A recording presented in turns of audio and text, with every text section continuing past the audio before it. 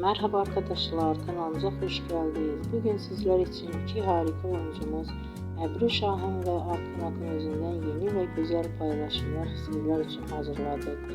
Onlar her çay dizinde rol almış ve herkes tarafından beğenilmiştir.